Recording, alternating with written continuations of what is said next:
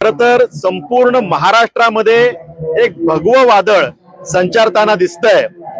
ठिकठिकाणी शोभायात्रांचं आयोजन केलेलं आहे।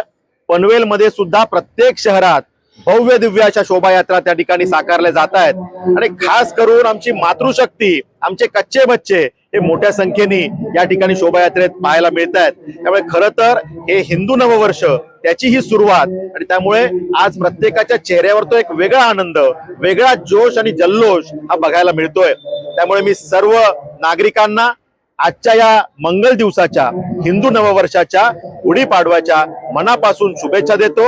आणि खरं तर आपली संस्कृती, परंपरा, विरासत हे टिकवण्याचं काम आपल्या संत महंतांनी, महापुरुषांनी केलेलं आहे।